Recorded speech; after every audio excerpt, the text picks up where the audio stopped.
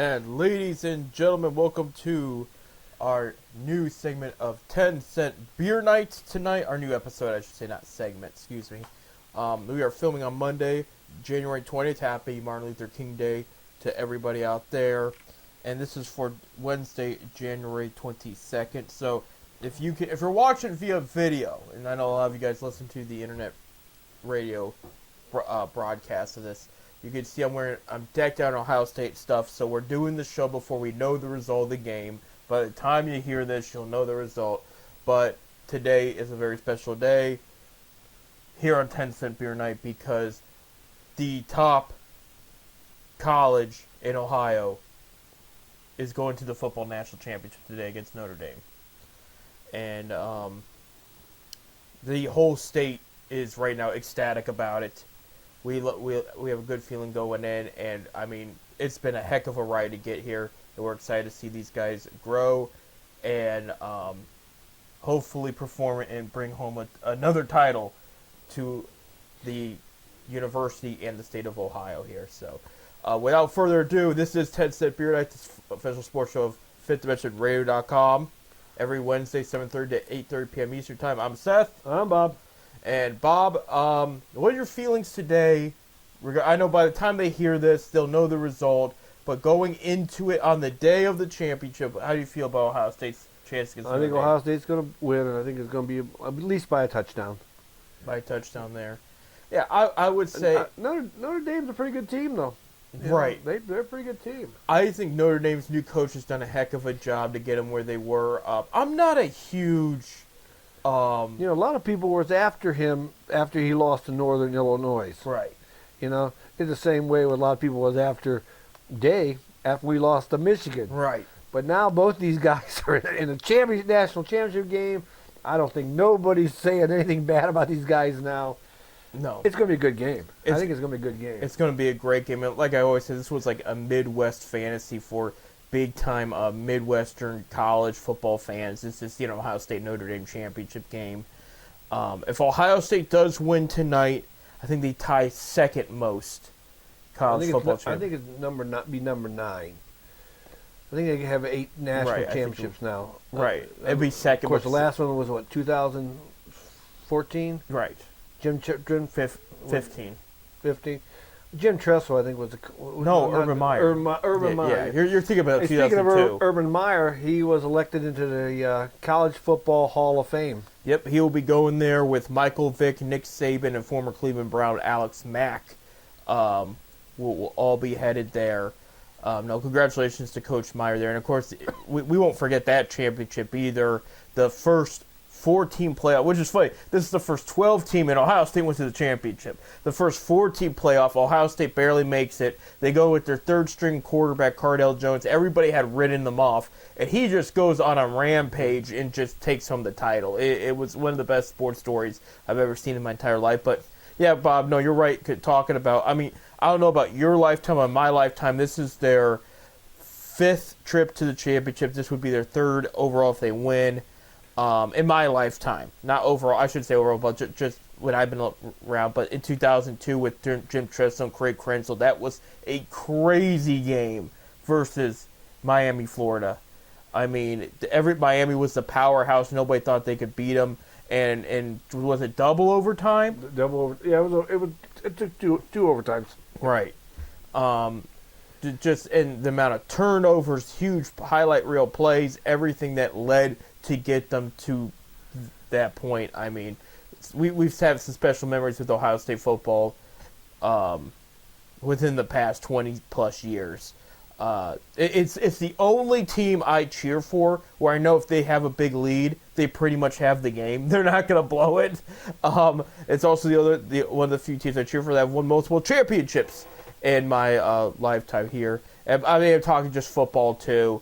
Basketball, they went to the final once in my lifetime, but it's been a while. They've won a couple national titles, but we're talking back in the 50s and the 60s. Right. John Havlicek was there.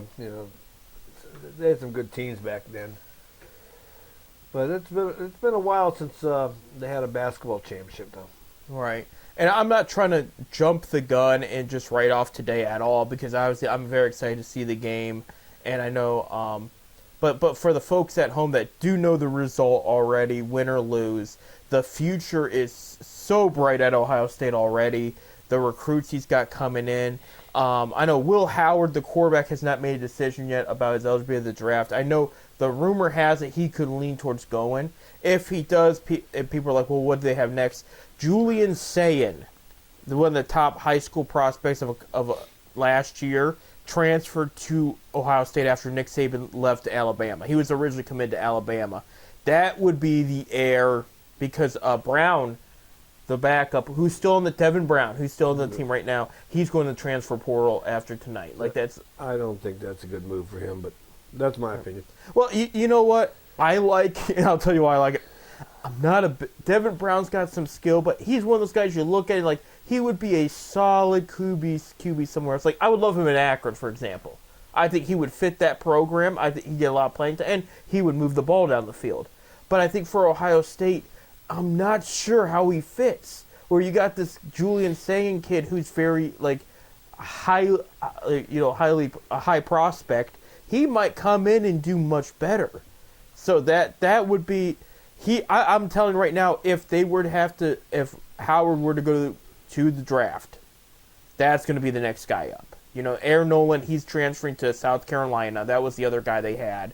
So it'd be saying, and then Jeremiah Smith, the wide receiver, he still has to play 2 more years at Ohio State. He can't go in the draft yet. I mean, this is a freshman that put up the best numbers in receiving this year. I mean, just they said if he was eligible for the draft this year, the Titans might have to pick him number 1. That's how good he is. Like if he were to slip to number 2, the Browns might have to pick him at number. I mean, that's how good he is. Like they're stressing like this guy could go in the NFL today, but he's a true freshman, so he's got to stay over. But they got a lot of guys still. They're going to lose some guys in this upcoming draft, but they still will have also Caleb Downs, the safety, the top safety in the nation right now. He still has another year of eligibility before he can apply for the draft. So, I mean, they got some key players that will still be back. So, I expect this Ohio State team, win or lose tonight, to really, really bring it the next couple years with this specific group. So, but like I said, win a national championship. Maybe next year we can beat that team up north. You know, right there. But you know, this is more important.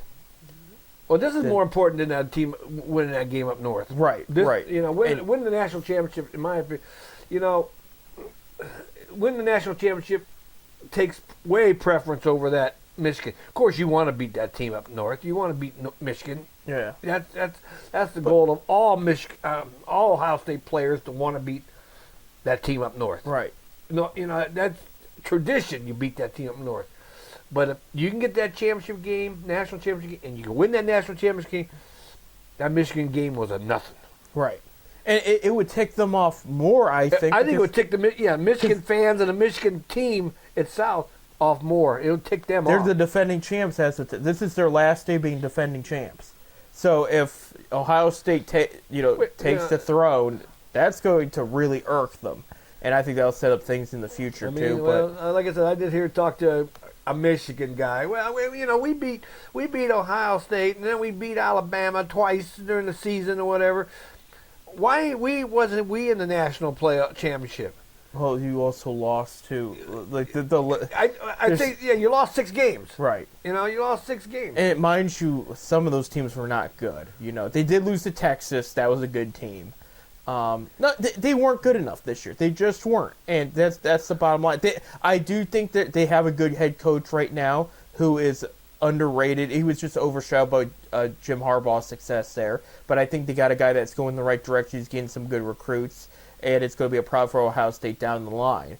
However, you know, it's like Nick Saban had brought up one of his many championships at Alabama. Because he doesn't understand. He gets the rivalry, but he doesn't get the importance of winning or losing the game at the end of the day.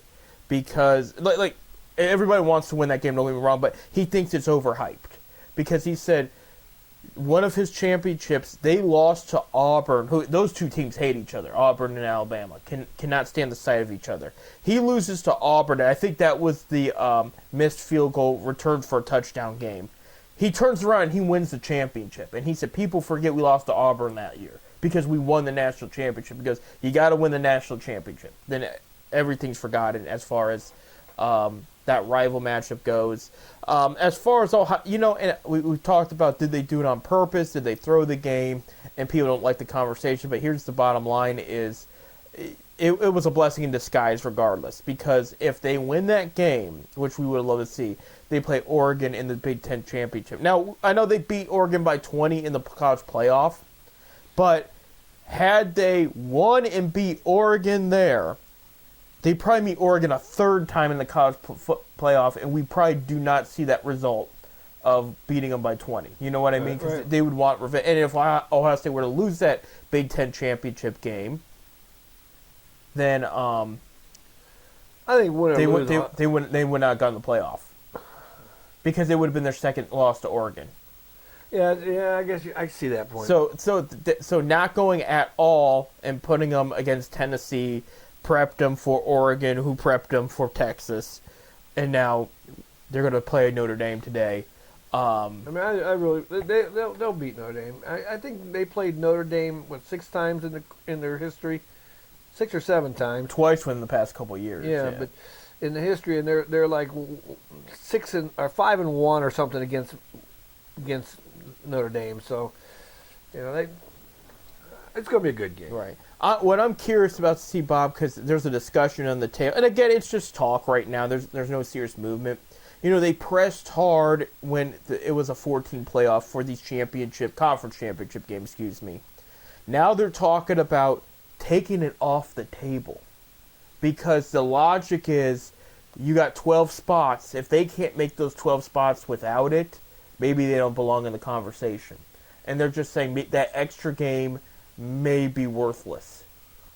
So they're talking about taking conference championships completely off the table. What do you think about that? I think you need to keep the conference championships. If you don't win a national title, at least I got my conference. I'm a winner. Right. You always play to win a championship, even if it's conference thing. You always play for that. Right. I'm against that. If this was the early 2000s, before the expansion of the conferences, I would say, yeah, just ditch it, get rid of it. However, you've expanded every conference, look at the Big Ten should be the Big 16. You have technical about it. You have a full East and West conference there. Same thing with the SEC, ACC's grown. Even our MAC has grown a bit. The bottom line is now you got a West and Eastern conference within a conference. You got to have the national championship. And it does shake things up, too, because, you might have a team that just squeezed by at one end of the conference. They go play the bigger, better team in the other one, and they knock them out. And, I mean, the bigger school knocks them out. Now they're going to be out of the top 12 conversation. Right. But if they win, they're right up there, It just changes things up. I say keep it for now. And plus, I see them keeping it for money reasons. The TV, the advertising, and everything that's going, because those are big games before the big game, And it's just been brought up that people think it might be useless now. I think it's more important than it ever was, I should say. Again, because you've expanded these conferences. And so I think there does need to be a championship game between the East and West within the conference. And then that should jumble some things and mix. Maybe, not always. It doesn't. Well, I think NCAA should do what basketball does. You take so many different conferences. The winning conference goes to the automatic bid into the tournament. Then you have a couple at-large bids off to the side. Right. We'll take the 6 major conferences with the Big Ten, the ACC, the SEC. The winners of those conferences go to the national playoff. Now you take the other 6 teams that are at-large bids, teams that might have lost in their conference game, but that was the only loss they got. You throw them into it through the mix. Basketball does that. We got 36 teams make it automatically bid to the the NCAA tournament basketball tournament. Right. I'm not opposed to that at all. I think you got a solid idea there. My only issue is I'm thinking about the Cinderella story that doesn't happen because of that. Well, that's like- why they got to throw in that large bit in there. Hey, we got a team. We'll say Northern Illinois. Right, I was going to pick on them too. 'Cause they did beat Notre Dame. Right. And it's sort of like they beat Notre Dame. They went undefeated. Now you got a team here that is beat a ranked team, a good team. They go undefeated. Maybe they have a chance. Maybe that's where the committee's going to have to pick. Right. Well, yeah, I'm imagining a scenario. Let's pick on Northern Illinois, who, by the way, is leaving the MAC. They're going to the West Mountain. Football only. No, they're going to do all sports. All sports? Yeah, it was football originally, and they followed up with a different. Yeah, I could pull up the article. But we did pick up UMass. Yeah. University of Massachusetts is coming into the MAC. Right, So this year. we yeah. lost one, but then we gained one back. So Right. we're back to the original. Now we got 12. Yeah, again. it was Bob's right. Originally, the first announcement was football, and then they came out and said, no, they're going to do all sports. Because when the MAC made their announcement, they said it was all sports that they were going to leave for the West Mountain. But let's, real quick, because we only got a couple minutes.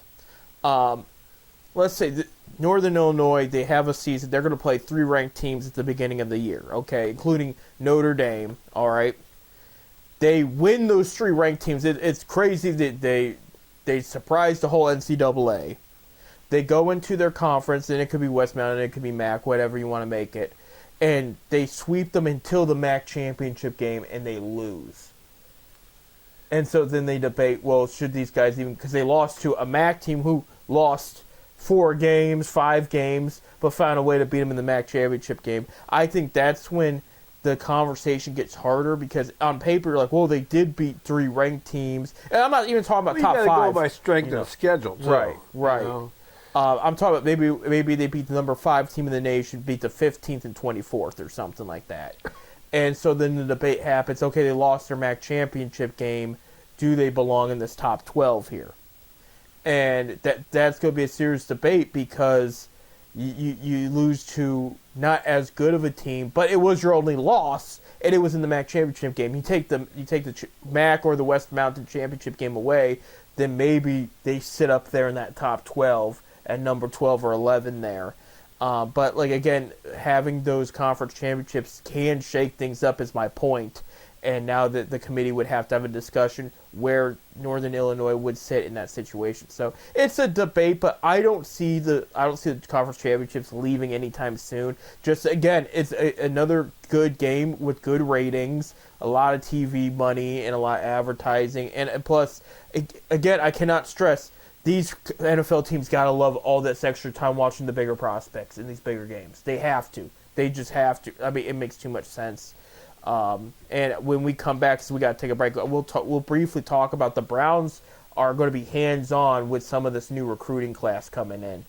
And we'll talk about that in a second. But when we come back, Cavs had another good week. You know, they did have a blunder, but we have some interesting stats to talk about that and more. But they are playing in a couple hours here on MLK Day at home. And when we come back, we'll talk about the Cavs continuing to be the top team in the NBA. Stay tuned.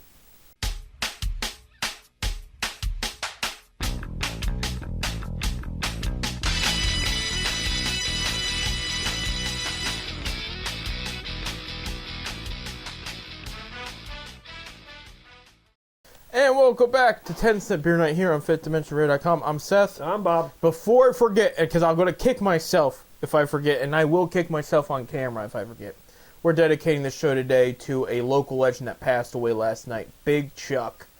Big Chuck Sadowski, there you go. A lot of you folks, you know, we got worldwide listeners, we got people out of state that might not know him. He was popular in the Cleveland area. He had a local TV show for years. I mean, you grew up watching him, right? Yeah, I grew up watching him. He was on for about maybe how long you say, Bob? About 30 years? Well, he was on the Gallardi show in '63. 63, yeah. So he's been, well, he started out as a Gallardi Channel 8 with as a cameraman. Yeah. Then he started doing skits with Gallardi on the show, and then of course when Gallardi left, he put on him and Bob Wells, Houlihan, became Big Chuck and Houlihan and Big Chuck show, and then of course when Houlihan left for Miami, Florida, little John Rinaldi came in. So been around a long time, So Lived a full life. He was 90 years old. I met Big Chuck my first ever haunted house at the was it Hudson Haunted House or Mogador Haunted House? not it's close to They used to Mogador. they used to go to Mogador Haunted, the haunted schoolhouse. Haunted schoolhouse, Yeah. yes. But they used to go to the Mogador Haunted Schoolhouse, haunted house every year too. Because when we lived there, I didn't live very far from there. Right. Go ahead. I was probably like, no, you're fine. I was probably like 9 years old, and him and Little John, who was, for those that don't know, that was his co-host for several years. They were there just like, it was just as an appearance thing. They were handing out, they had a picture already. They would just autograph it and then give it to you, and they were like extremely nice. But that was the first time I met Big Chuck. I think I may have met him one other time after that, but not really much. I mean, but I did meet the guy before. We've had friends that have worked with them before, and just absolute great people, you know. And so we knew Chuck was sick there for a minute, from my understanding. Yeah.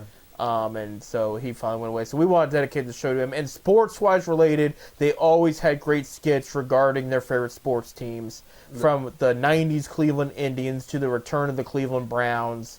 And then, of course, when the Cavaliers took off, when LeBron's first era, they did a lot of stuff for the Cavaliers there, too.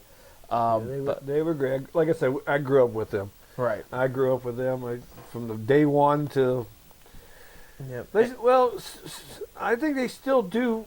They have I think John does it now. A show. They play tapes, the old The skits, reruns, yeah. old skits and stuff. They don't play the movies anymore. Just play skits. They used to have a horror movie or a monster movie in between. Or a between the skits. B-side thriller or something, yeah. So, but we're going. Chuck's going to be missed. And big name in Cleveland. And so. Very well loved, very well loved. And then a shout out, we want to send our heartfelt condolences to the Milwaukee Brewers family as they lost Bob Uecker over the weekend. Because that was a big name too, because people know him from it's part of Major League, the movie. The movie. About the Cleveland Indians, and with Charlie Sheen and all of them in that. And Uecker was just 38 years as the broadcaster for the Milwaukee Brewers. Right. And he also died at 90, so it was a full life, you know. But it's just sad to see these cool guys with a great reputation go away. But, you know, eventually all our numbers get called at some point. But we want to, you know, remember them and keep their legacy. Old Jewish tradition, Bob, you're not dead unless they quit talking about you. So that's the old Jewish. I should say tradition, but it's a. So I must be dead because they're not talking about me. Old saying, I should say, but yeah, that it's a very interesting perspective. That you're not dead until they quit talking about you. So their legacy will live on here, at least here on. Chuck, at least Chuck, Cleveland, the Cleveland, Northeastern Ohio. You know, he was a big name here. Yeah. Bob Uecker was national. I mean, Yeah. you know, played in some movies. Besides Major League, he was in some other ones. Yeah, he was in a. You know, like I said, he was a spokesperson for Major League Baseball, and I don't know if you remember all the Miller Lite commercials that he was in. Oh, a long time ago. He was in a lot of Miller Lite commercials, you know. So there you go. he's gonna be missed too. So, but Absolutely. hearts go out to their families. Absolutely. Switching gears here real quick, as Big Chuck would want us to talk about this red hot Cleveland Cavaliers team, 35-6 record. It took them till February 17th, I think it was last year, to get 35 wins, something like that. February 10th it may have been. And here we are in January 20th, and they have 35 wins. So go ahead. Last week, they did go 2-1, as I thought. I was hoping that'd be the worst case case scenario. They did get revenge from the Pacers for last Sunday's loss. And they won on Tuesday, 127-117 nationally. Then they played the Thunder, and they got beat up. It was 114-134. Thunder, with some key injuries, just went on tear. They were even up by 30 at a time. And it's funny, I told some friends, this is not panic, but one, Thunder are the other good team. Okay, if you're gonna lose a game, you might as well lose to the other good team. You know what I mean? They split. They split. Yeah, They split.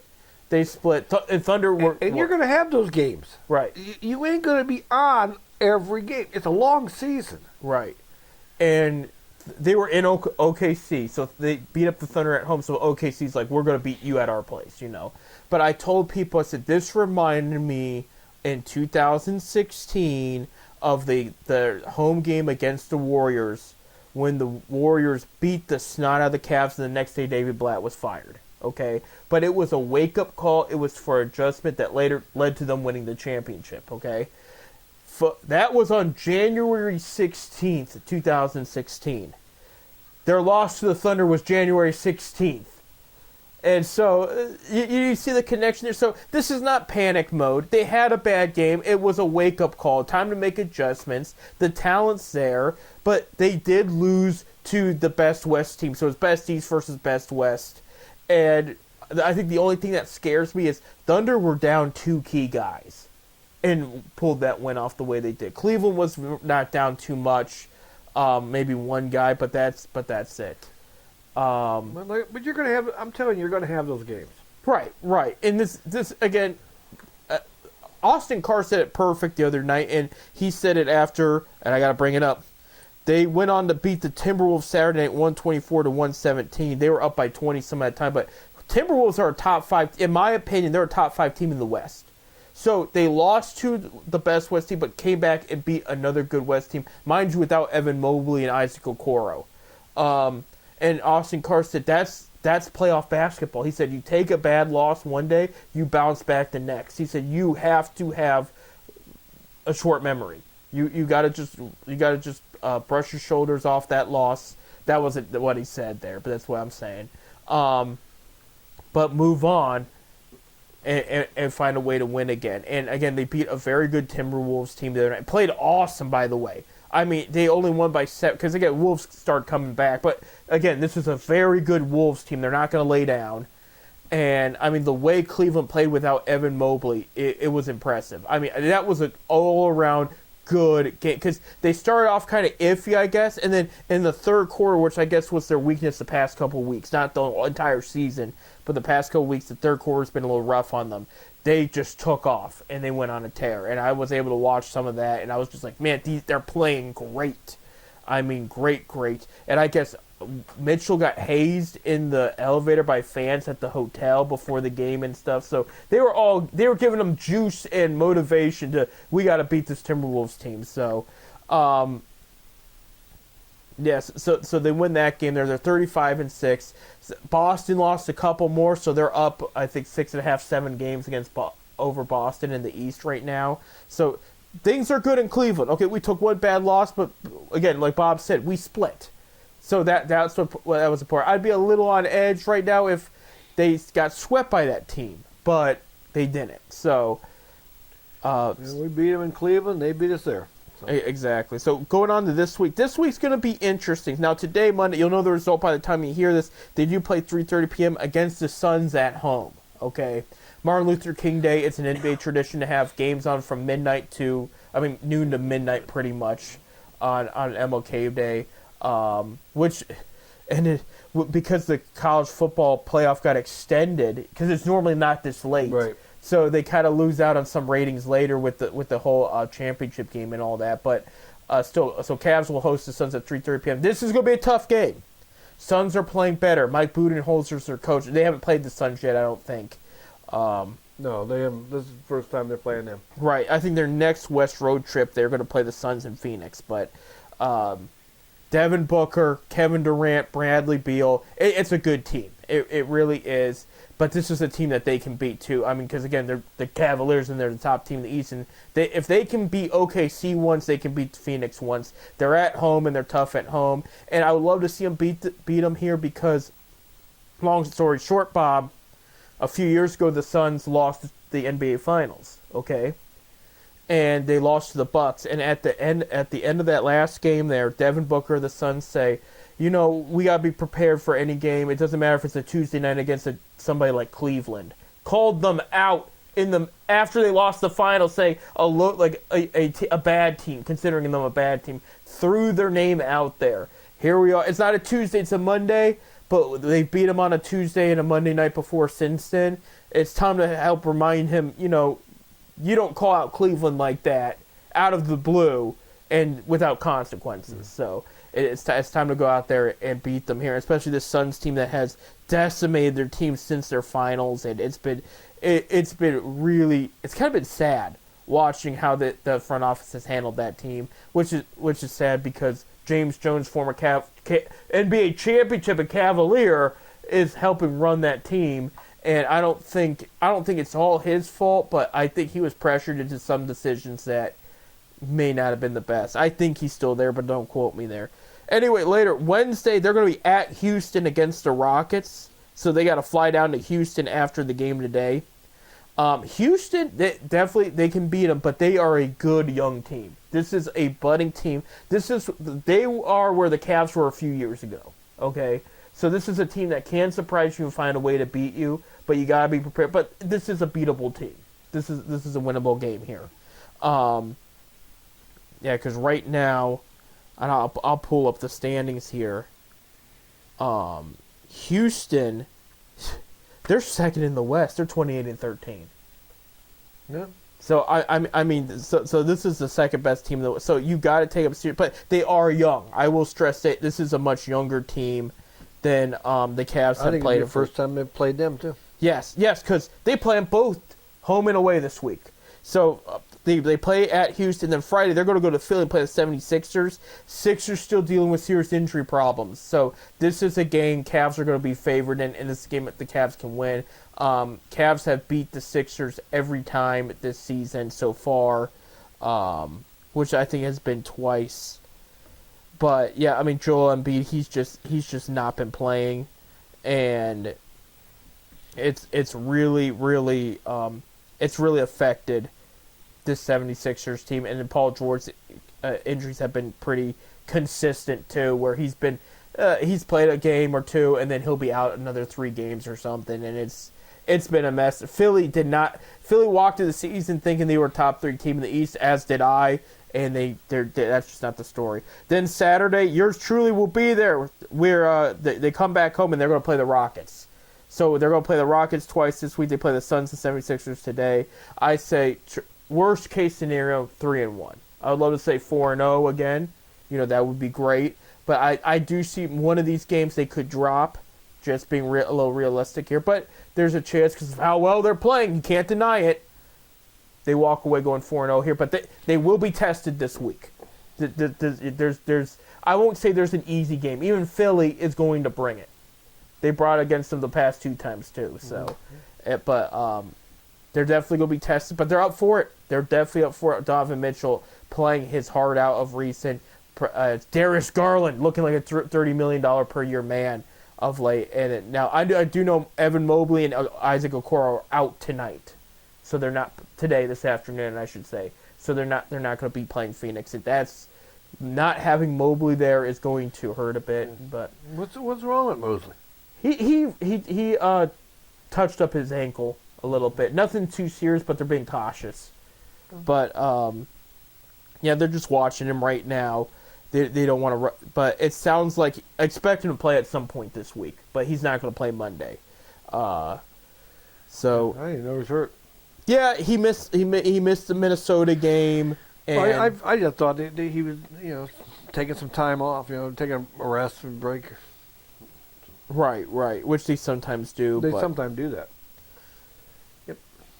Right. Let me see if there's any updates regarding today's game. Which by the time they hear this, they already know the result. But anyway, we're gonna go to college hoops now because we got a couple minutes here. Ohio State last week, kind of rough. Lost to number 24 Wisconsin 68-70, and then lost to overtime in Indiana 76-77. They're 10-8 in overall, and then in the conference, they are 2-5. But they're in these games though. That's the thing. They're not getting blown out. So this week Tuesday, you know the result, but it's on Peacock. They're at Purdue, and Purdue's number 17 in the nation. That is their only game this week there for Ohio State. Akron basketball, they're killing it, Bob. Yeah, beat Ohio the other night up at the Jar, James A. Rhodes Arena. Absolutely. And Ohio was up there in the standings there. Yeah, they were. Well, Akron, Ohio, and Miami of Ohio were all 4-0. Only undefeated teams in the MAC. Yep. MAC conference, conference, and now there's only two, Akron and Miami, Ohio. And we got Miami, Ohio on Saturday the 25th. There you go, like Bob. They're at Buffalo on Tuesday the 21st. So. Yep. Like Bob said, they're 5-0, 12-5 overall. Miami's 13-4 overall. I just backed out of my schedule here, but yeah, like Bob said, Tuesday at Buffalo on ESPN Plus at 7 p.m. You'll know the result by the time you hear this already. But Saturday versus Miami of Ohio, 2 p.m. on ESPN Plus. So watch out for those games. Last week, like Bob said, last Tuesday, and I was there. Beat Toledo 85-78. They were down by like 14 or 15 at a time. They looked really rough there, and they stormed back, and they looked great. I mean, just the way they moved the ball, moved it inside to that, just selling for the three. They started moving it inside, finding wide open shots. And they're moving the ball this year. I'll tell you what, this could be one of the better teams I've seen Akron have in years. And Akron always got good teams. Right. And like you said, they beat Ohio 92-80 last Friday. I really like this Akron team, Bob. Like I told you, last year they had an NBA prospect surrounded by good players that, he had chemistry with, and they worked with that. This year, they just have 7, and I'm going to include a couple guys off the bench too, 7 great college players. That's the difference, where they had one NBA prospect surrounded by good players. They have 7 great players just clicking on all cylinders on all different positions of the ball, and they're rebounding well, they're shooting well, they're passing well. I mean, they're taking smart shots, and they're smart. I think they're smart on the defensive side of things too, because a lot of steals. You have that Nick Johnson, right? Johnson. Yeah. Johnson. He had 4 steals against Toledo, over 20 points, and like 11 rebounds. So, I mean, the guy was a menace out there. Just anytime he had the ball, something happened. And he was a lot of fun to watch, and he's a senior this year.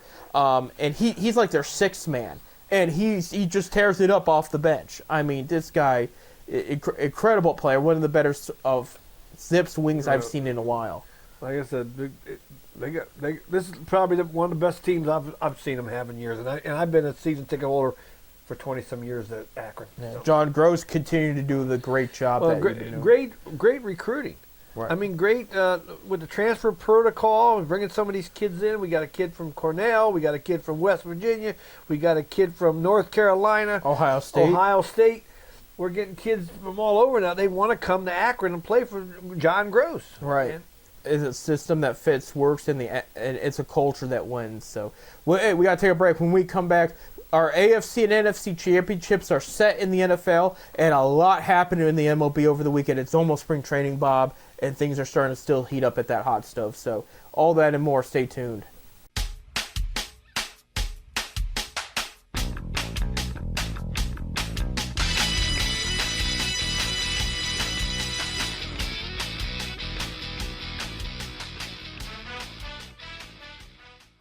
And welcome back to our last segment on 10 Cent Beer Night here on Fifth Dimension Radio.com. Out of Cuyahoga Falls. I'm Seth. I'm Bob. And Bob is, for those that are not watching the video broadcast, he is wearing Akron Rubber Ducks hat right now. We love our Rubber Ducks, and that, for those that don't know, won't be long. That's the AA team of the Cleveland Guardians in the Akron team here. And we're in Cuyahoga Falls, but it's next door to Akron, Ohio, whatever. And that means we should talk a little bit of baseball. And, of course, we're going to start off a little bit on a somber note here.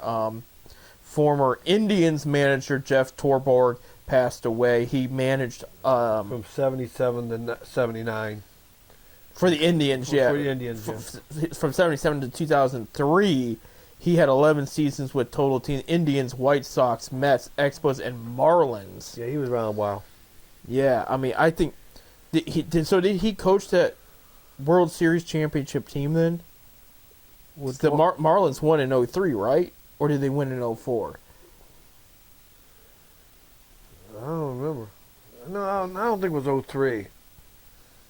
Let's see. I'm going to pull this up here, but for those that don't, he was a catcher in his career. Yeah, his career was catching. He caught Sandy Koufax's 14 strikeout perfect game, and he caught no hitters with Koufax. I just had it. I think he had one with Ryan too. Yeah, Nolan Ryan. There was another one. Nolan Ryan, and then he had Bill Singer's no hitter in 1970. So I mean, he had memorable games. This was a backup catcher. Who, again, as we said, stereotypically they make great managers, so that's why he was given all those chances to be a manager. Catchers normally make good managers. Right. Yeah, he played for the Dodgers from 64 to 70, excuse me, and then he played for the California Angels back when they were called that, 71 to 73, and then he retired there. I'm looking to see, because this is just him as a player. I want to see if they had any manager stats for him, and if they do, it's not showing up here. But yeah, he was manager of the year at a time.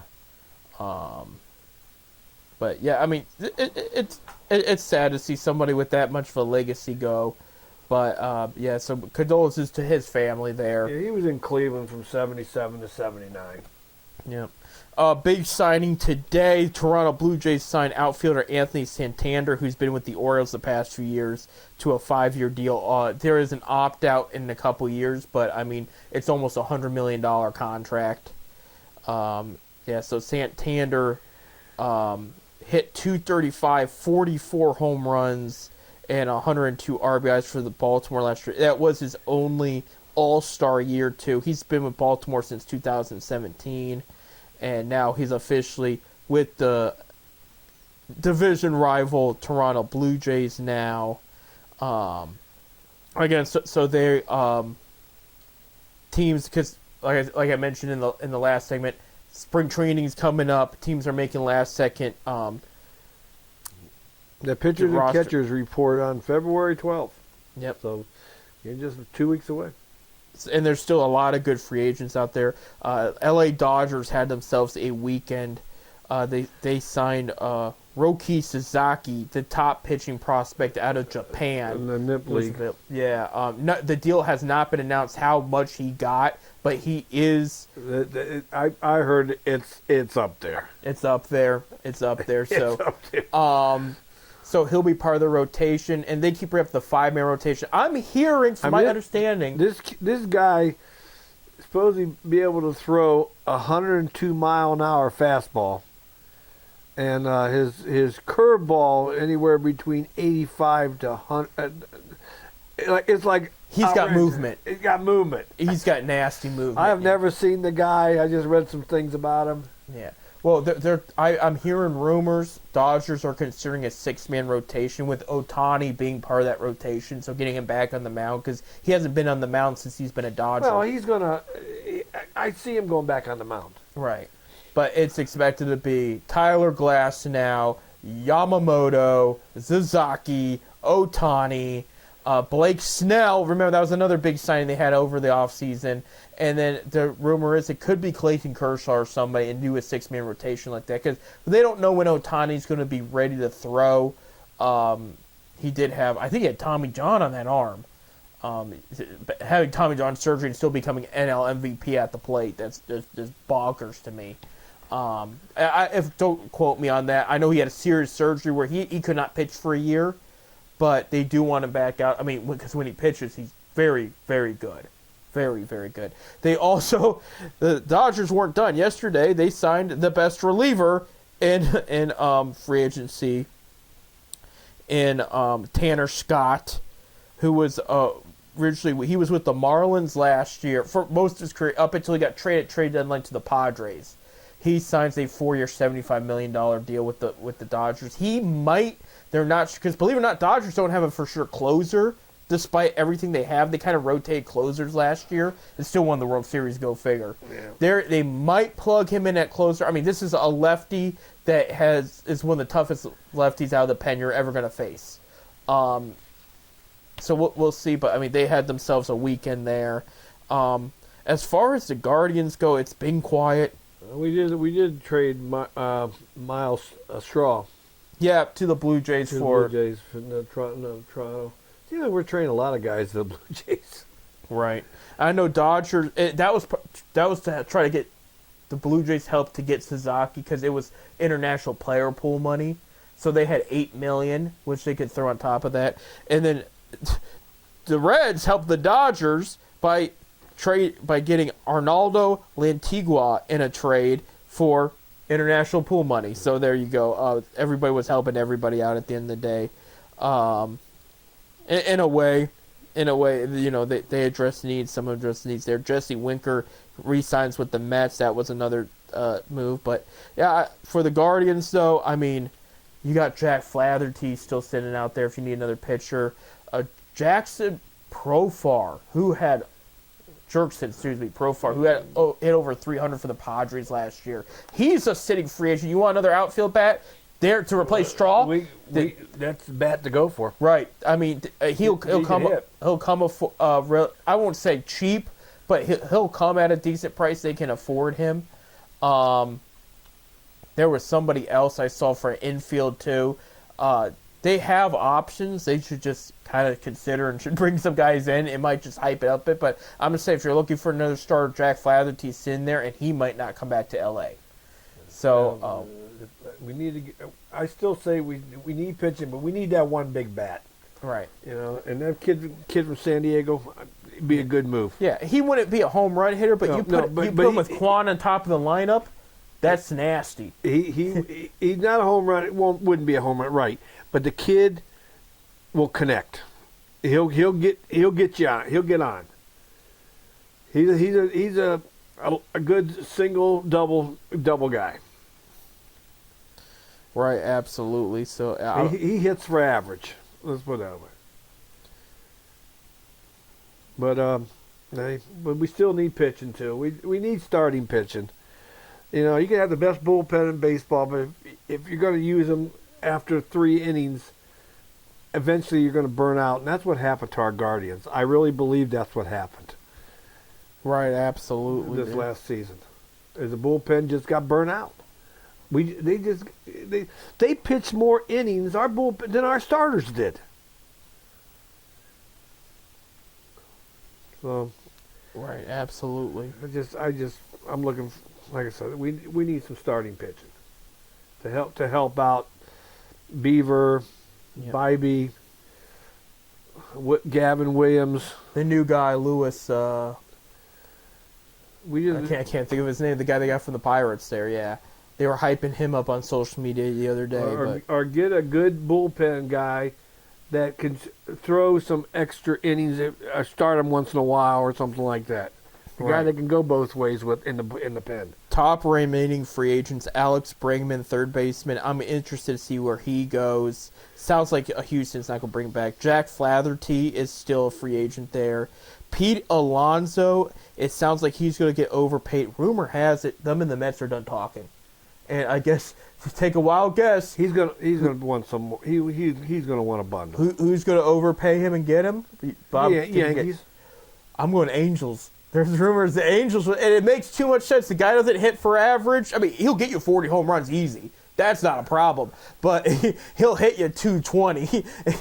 You know, it reminds me a little bit like Adam Dunn. Remember him with the Reds? He could get you almost 50 home runs, but he'll strike out a lot. yeah. Oh, he will. Alonso will at least get you a double or something. You know, he was a little more productive at the plate. But Adam Dunn, I remember he would either hit it over the fence or he would be headed to the dugout. Strike 3. I know. You're going back to the dugout.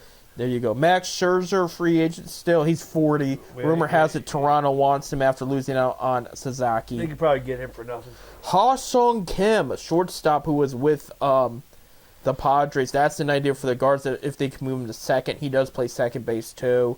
If you're looking for somebody like a one-year dude, there Jerkson Profar, which I brought up. Nick Pivetta, a former Red Sox pitcher at 31 years old. Kenley Jensen, if you're looking for a setup man. Andrew Henney, Jose Quintina, Carlos Estevez. There's some good pitchers there. Kirby Yates, a solid closer setup man. That's another guy I thought they should go get. 1-year deal. Just go set up for Clase. It's not a bad idea. No. But, you got to go into Harrison Bader. I'm surprised he hasn't been signed yet. That would be good for the guards, too, because of the speed and the contact. 30-year-old center fielder there. J.D. Martinez is sitting there. Yoel Moncada is sitting there. I think Moncada could play second, too. So there are if I would challenge the guards, say, see if you can get 3 solid free agents, short-term deals, whatever. But it would spice things up and hype things up going into the season.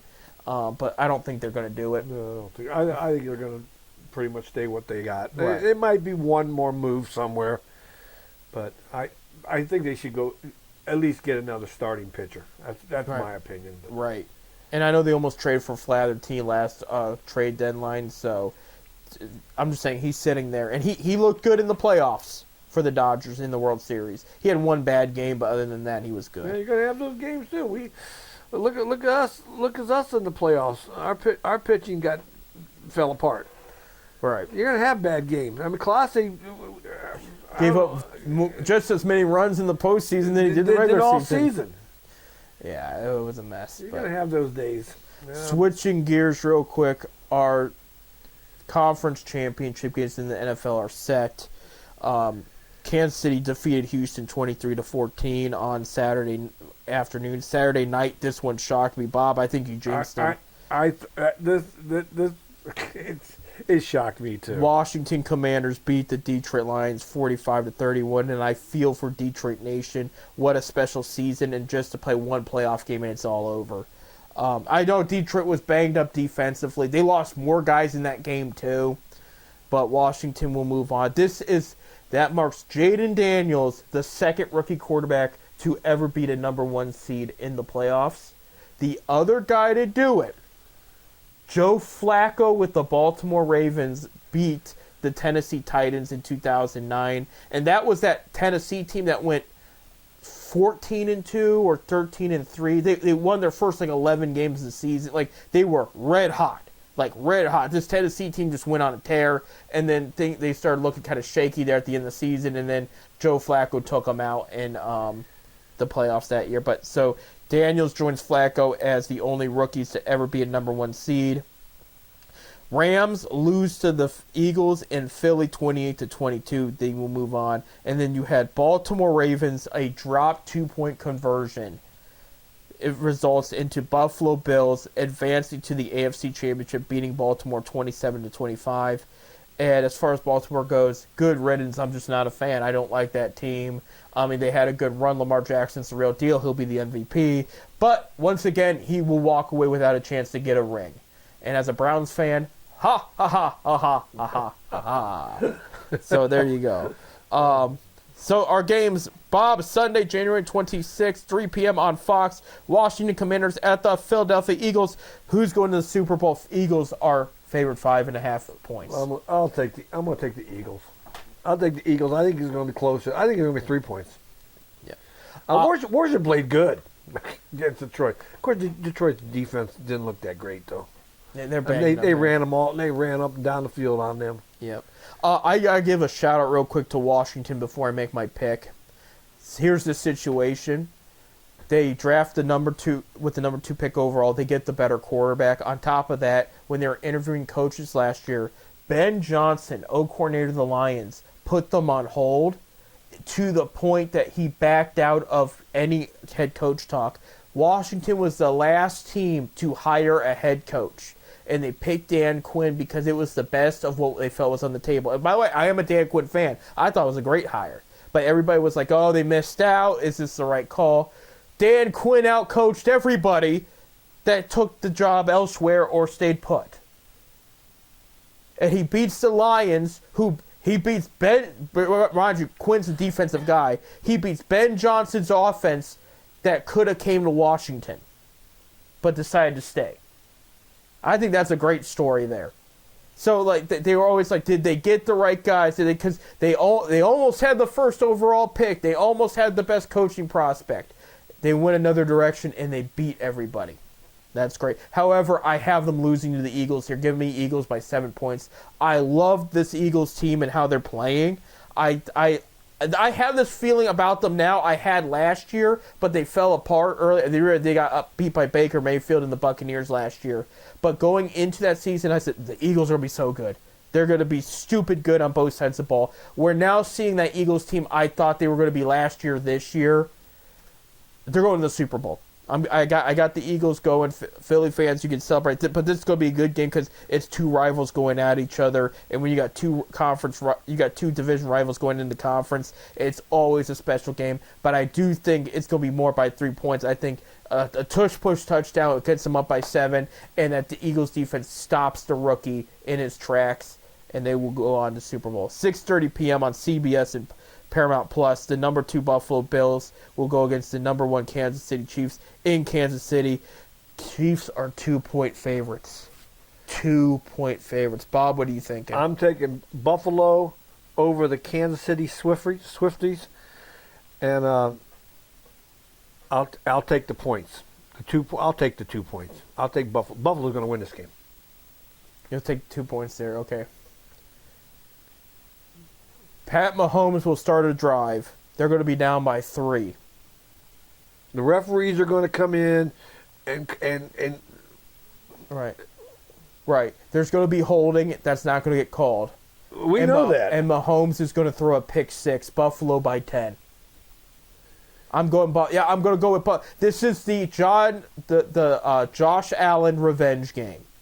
This is going to be, because it's on social media everywhere. They're noticing the refs are favoring the Chiefs too much, and the NFL is going to be in hot water if the Chiefs win this game by allowing too much to happen. I mean, there was a play the other day, and they called a roughing, and it wasn't roughing. Right. And then you had Jared Goff get hit the way he did, and there was no penalty. He got hit in the chin, helmet to helmet, and there was no penalty. The referees just seem like they're siding with the Chiefs. Right. Every time. Right. I have this feeling. And then you start to wonder about the NFL anyway. Did you see the play with the Texans where the guy ran out? They hiked the ball to him, and instead of trying to move the ball, he went back to the end zone, so they wouldn't. Anyway, they was 9.5 point favorites. Oh yeah, to run the clock. Took a safety. Yeah. For the, I'm sorry. I'm seeing more and more in that in the NFL this year.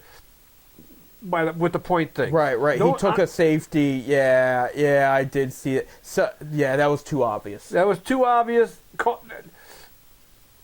so everybody won that had the Chiefs. Right. Yeah, something's NFL, you better get your shit together. Yeah, I think this is partially why I think Buffalo's going to win this game here. I think it's getting too obvious, and I'm dead serious. I think Buffalo's the better team on paper. They are.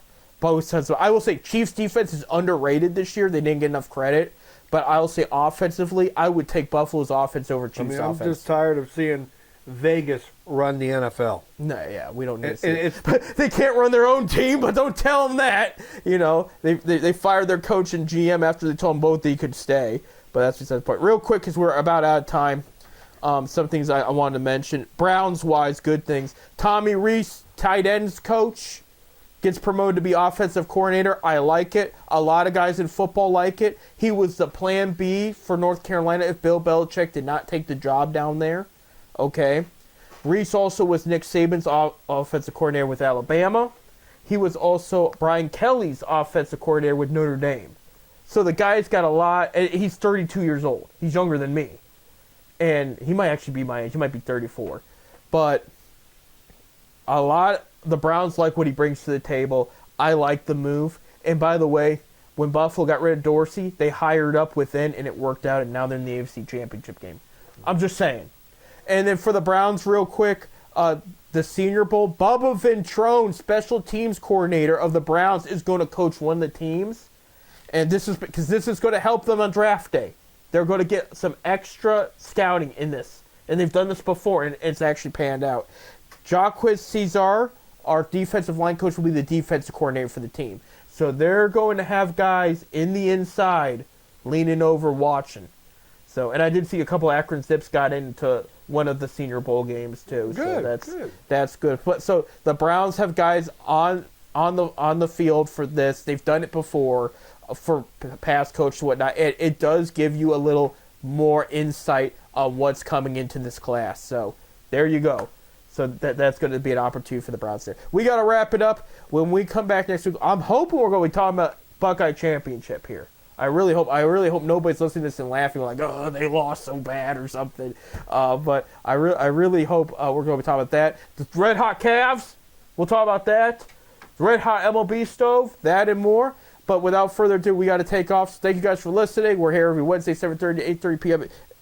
on FifthDimensionRadio.com. I'm Seth. I'm Bob. Go Buckeyes! Let's go! Let's finish it!